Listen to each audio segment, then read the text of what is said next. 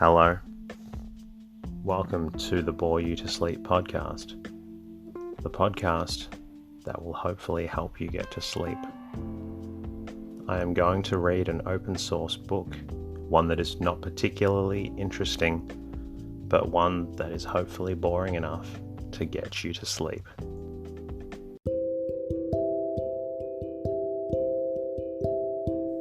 Is there something interfering with your happiness, or is preventing you from achieving your goals? I know there have been times in my life where I've struggled with sleeplessness, which is why I strive to help people everywhere with theirs. I'm proud to have partnered with a new sponsor, BetterHelp. BetterHelp will assess your needs and match you with your own licensed professional therapist, which doesn't take long at all. It's not a crisis line. It's not self-help. It is professional counseling done securely online. You can schedule weekly video or phone sessions in the comfort of your own home. You can also log in to your account anytime and send a message to your counselor when you need. You'll have access to a broad range of expertise in BetterHelp's counselor network, which may not be locally available in many areas. BetterHelp is committed to facilitating great therapeutic matches, so they make it easy and free to change counselors if needed. Visit trybetterhelp.com/bore you to sleep.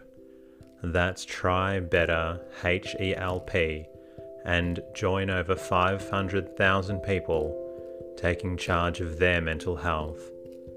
Special offer for Bore You to Sleep listeners with 10% off your first month at trybetterhelp.com/bore you to sleep.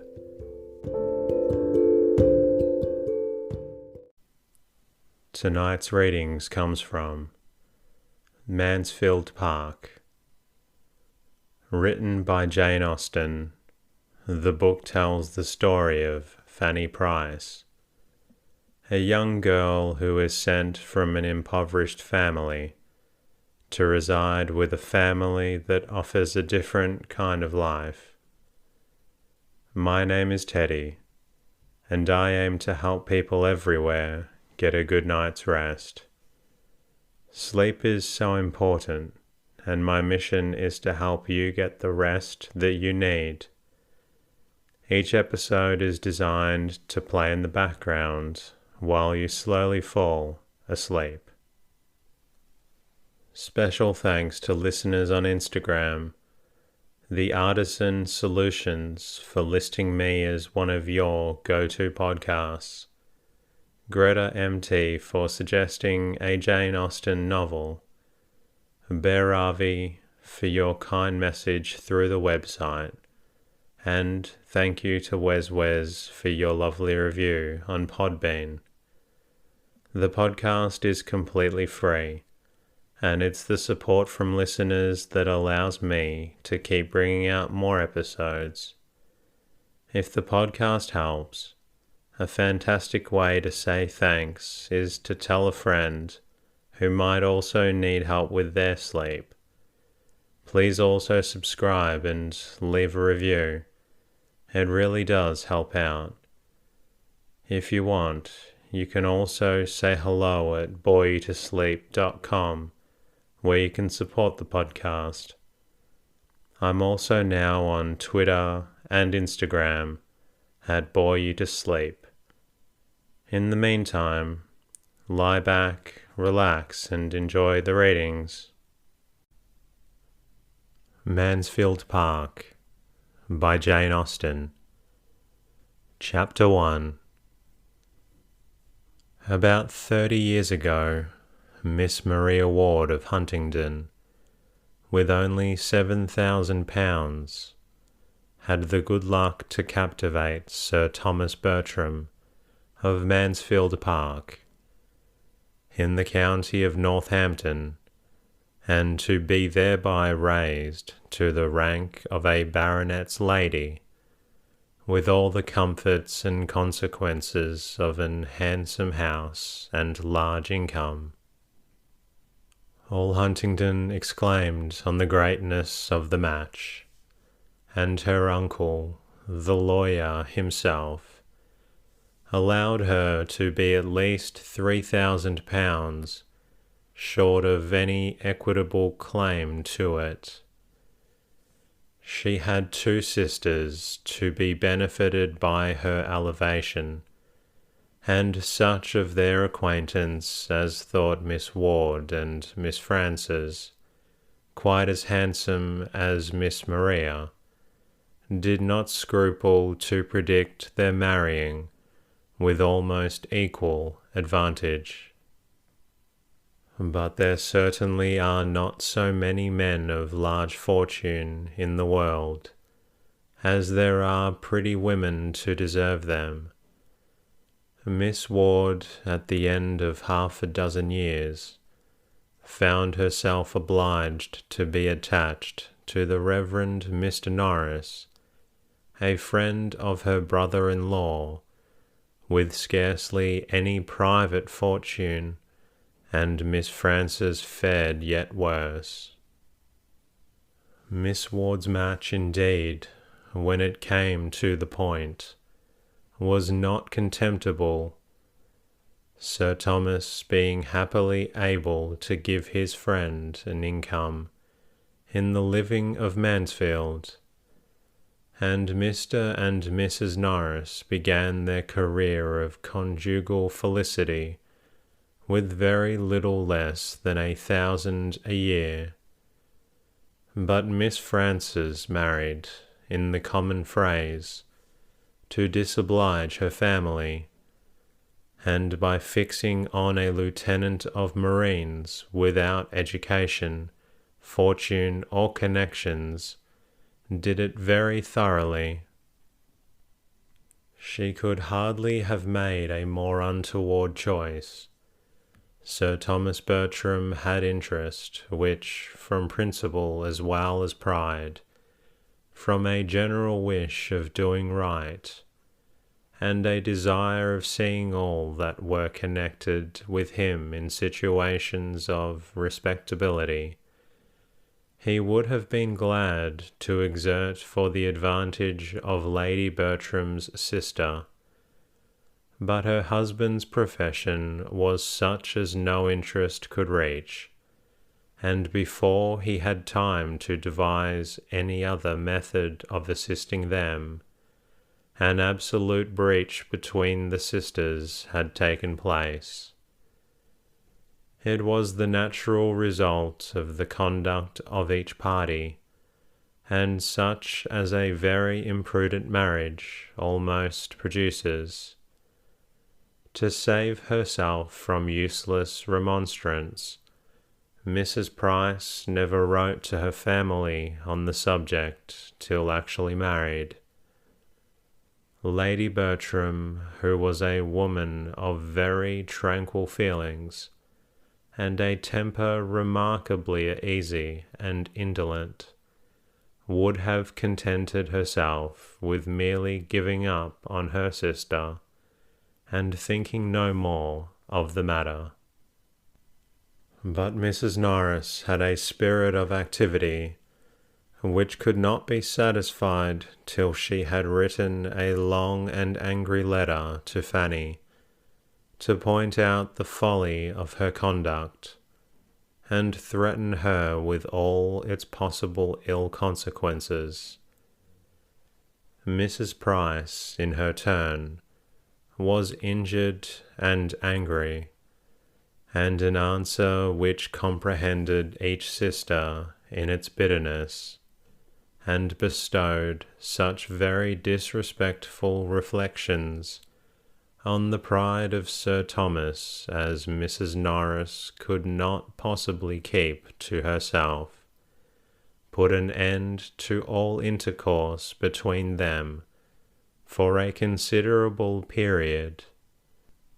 Their homes were so distant, and the circles in which they moved so distinct, as almost to preclude the means of ever hearing of each other's existence, during the 11 following years, or at least, to make it very wonderful to Sir Thomas, that Mrs. Norris should ever have it in her power to tell them, as she now and then did in an angry voice, that Fanny had got another child. By the end of 11 years, however, Mrs. Price could no longer afford to cherish pride or resentment, or to lose one connection that might possibly assist her. A large and still increasing family, a husband disabled for active service, but not the less equal to company and good liquor, and a very small income to supply their wants, made her eager to regain the friend she had so carelessly sacrificed, and she addressed Lady Bertram in a letter which spoke so much contrition and despondence, such a superfluity of children, and such a want of almost everything else, as could not but dispose them all to a reconciliation. She was preparing for her 9th lying in, and after bewailing the circumstance, and imploring their countenance as sponsors to the expected child, she could not conceal how important she felt they might be to the future maintenance of the 8 already in being.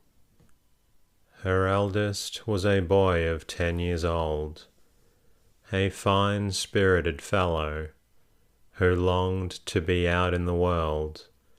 But what could she do?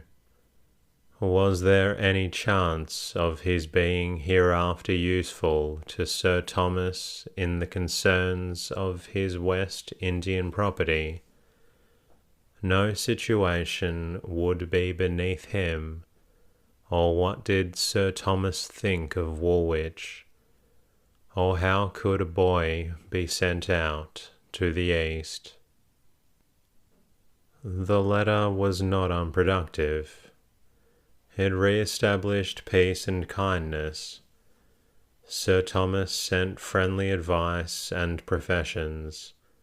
Lady Bertram dispatched money and baby linen, and Mrs. Norris wrote the letters.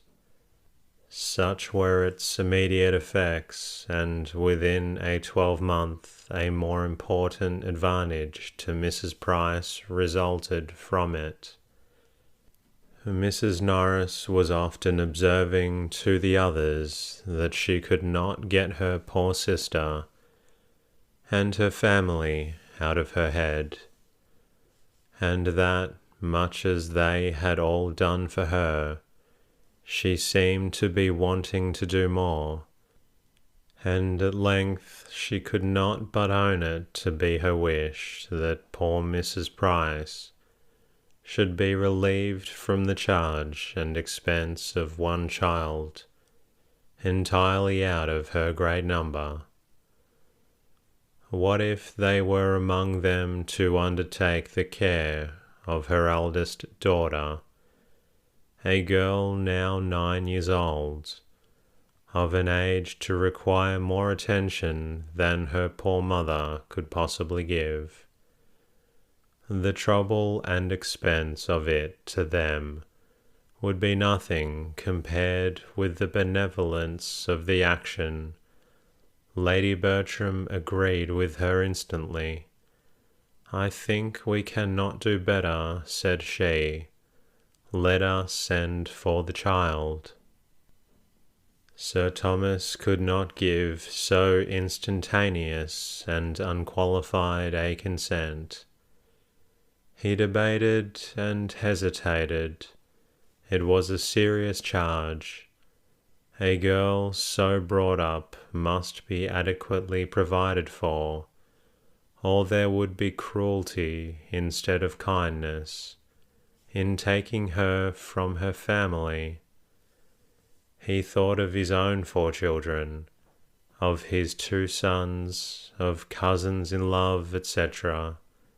But no sooner had he deliberately begun to state his objections than Mrs. Norris interrupted him with a reply to them all, whether stated or not.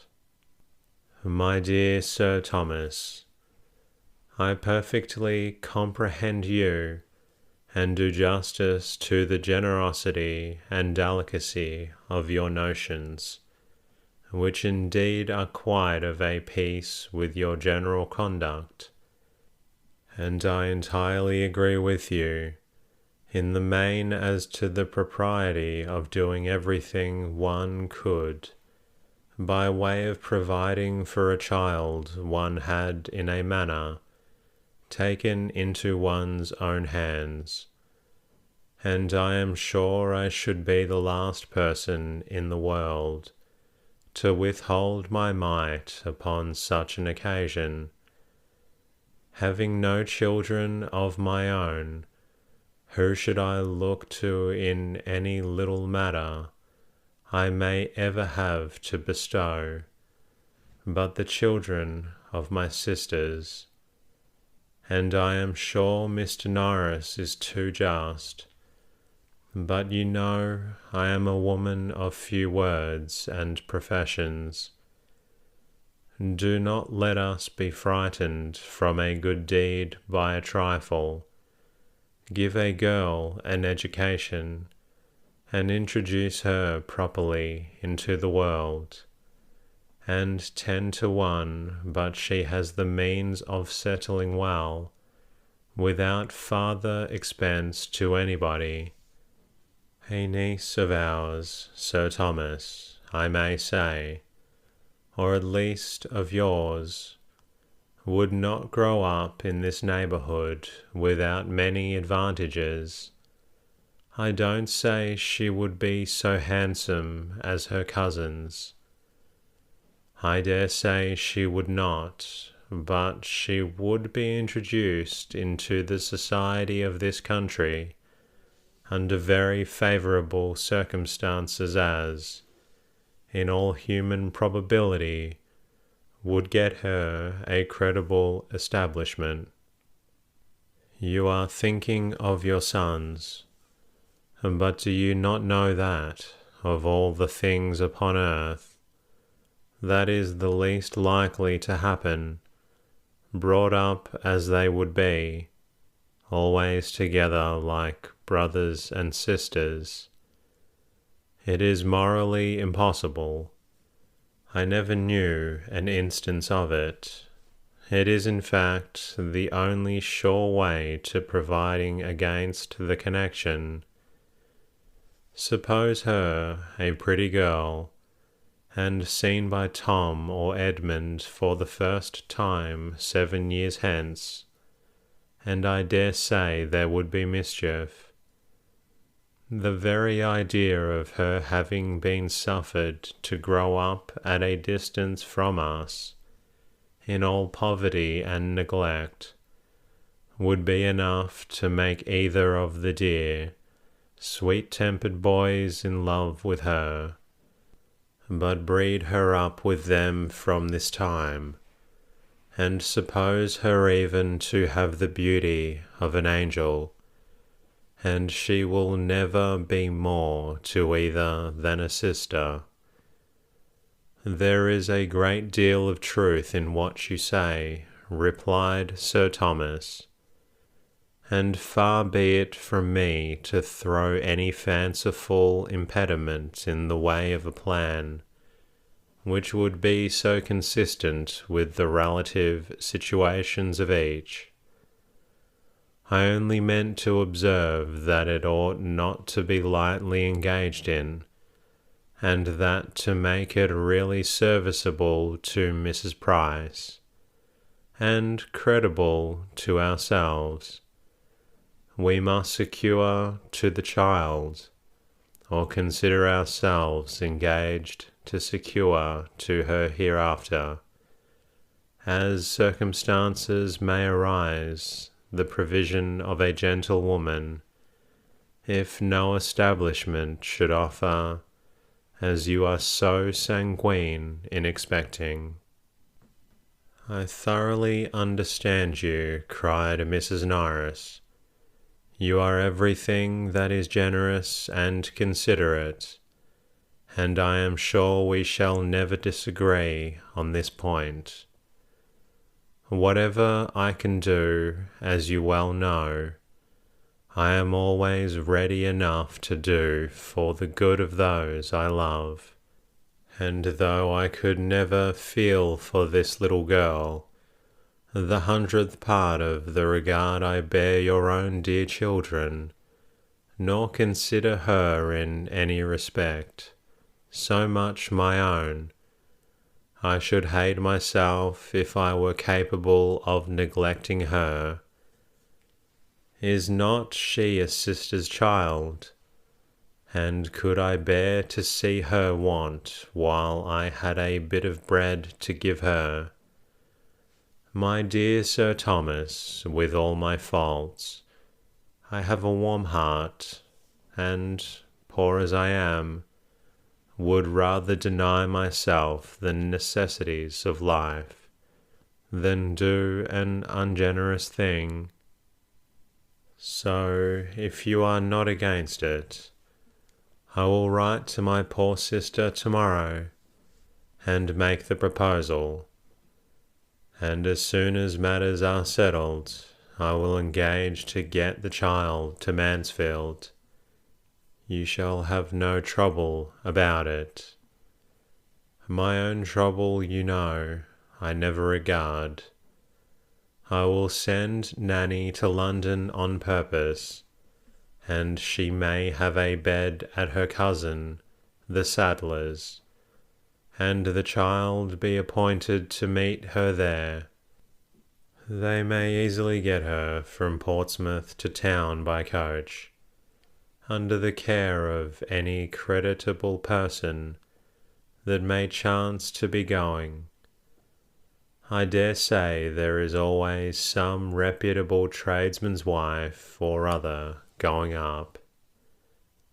Except to the attack on Nanny's cousin, Sir Thomas no longer made any objection, and a more respectable, though less economical rendezvous being accordingly substituted, everything was considered as settled, and the pleasures of so benevolent a scheme were already enjoyed. The division of gratifying sensations ought not, in strict justice, to have been equal, for Sir Thomas was fully resolved to be the real and consistent patron of the selected child, and Mrs. Norris had not the least intention of being, at any expense whatever in her maintenance. As far as walking, talking, and contriving reached, she was thoroughly benevolent, and nobody knew better how to dictate liberality to others. But her love of money was equal to her love of directing, and she knew quite as well how to save her own as to spend that on her friends. Having married on a narrower income than she had been used to look forward to, she had from the first fancied a very strict line of economy necessary, and what was begun as a matter of prudence soon grew into a matter of choice, as an object of that needful solitude which there were no children to supply. Had there been a family to provide for, Mrs. Norris might never have saved her money, but having no care of that kind, there was nothing to impede her frugalness, or lessen the comfort of making a yearly addition to an income which they had never lived up to. Under the infatuating principle, counteracted by no real affection for her sister, it was impossible for her to aim at more than the credit of projecting and arranging so expensive a charity, though perhaps she might so little know herself as to walk home to the parsonage after this conversation in the happy belief of being the most liberal-minded sister and aunt in the world. When the subject was brought forward again, her views were more fully explained, and in reply to Lady Bertram's calm inquiry of, "Where shall the child come to first, sister? To you or to us?" Sir Thomas heard with some surprise that it would be totally out of Mrs. Norris's power to take any share in the personal charge of her. He had been considering her as a particularly welcome addition at the parsonage, as a desirable companion to an aunt who had no children of her own, but he found himself wholly mistaken. Mrs. Norris was sorry to say that the little girl staying with them, at least as things then were quite out of the question. Poor Mr. Norris's indifferent state of health made it an impossibility. He could no more bear the noise of a child than he could fly, if indeed he should ever get well of his gouty complaints. It would be a different matter. She should by then be able to take her turn, and think nothing of the inconvenience, but just now, poor Mr. Norris took up every moment of her time, and the very mention of such a thing she was sure would distract him.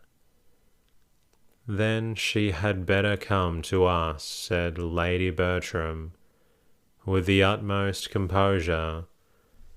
After a short pause, Sir Thomas added with dignity, "Yes, let her home be this house. We will endeavour to do our duty by her, and she will at least have the advantage of companions of her own age, and of regular instructress."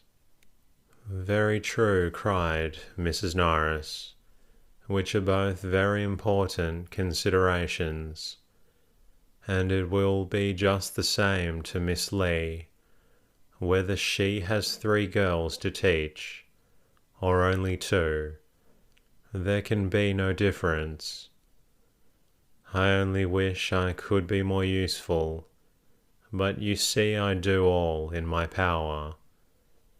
I am not one of those that spare their own trouble, and Nanny shall fetch her, however it may put me to inconvenience to have my chief counsellor away for 3 days. I suppose, sister, you will put the child in the little white attic, near the old nurseries. It will be much the best place for her, so near Miss Lee, and not far from the girls, and close by the housemaids who could either of them help to dress her, you know, and take care of her clothes, for I suppose you would not think it fair to expect Alice to wait on her as well as the others. Indeed, I do not see that you could possibly place her anywhere else." Lady Bertram made no opposition. "I hope she will prove a well-disposed girl," continued Mrs. Norris, "and be sensible of her uncommon good fortune in having such friends." Should her disposition be really bad, said Sir Thomas, we must not, for our own children's sake, continue her in the family, but there is no reason to expect so great an evil. We shall probably see much to wish altered in her, and must prepare ourselves for gross ignorance, some meanness of opinions, and very distressing vulgarity of manner. But these are not incurable faults, nor I trust can they be dangerous for her associates. Had my daughters been younger than herself, I should have considered the introduction of such a companion as a matter of very serious moment. But as it is, I hope there can be nothing to fear for them, and everything to hope for her, from the association. That is exactly what I think, cried Mrs. Norris, and what I was saying to my husband this morning.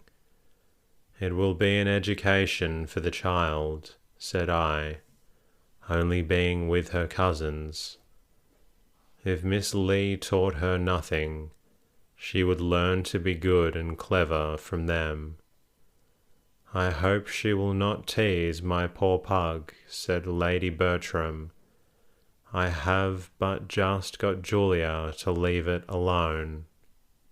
There will be some difficulty in our way, Mrs. Norris, observed Sir Thomas, as to the distinction proper to be made between the girls as they grow up. How to preserve in the minds of my daughters the consciousness of what they are, without making them think too lowly of their cousin, and how, without depressing her spirits too far, to make her remember she is not a Miss Bertram. I should wish to see them very good friends, and would on no account authorize in my girls the smallest degree of arrogance towards their relation. But still they cannot be equals. Their rank, fortune, rights, and expectations will always be different. It is a point of great delicacy, and you must assist us in our endeavours to choose exactly the right line of conduct. Mrs. Norris was quite at his service, and though she perfectly agreed with him as to its being a most difficult thing, encouraged him to hope that between them it would be easily managed. It will be readily believed that Mrs. Norris did not write to her sister in vain. Mrs. Price seemed rather surprised that a girl should be fixed on, when she had so many fine boys, but accepted to offer most thankfully, assuring them of her daughter's being a very well-disposed, good-humoured girl, and trusting they would never have cause to throw her off.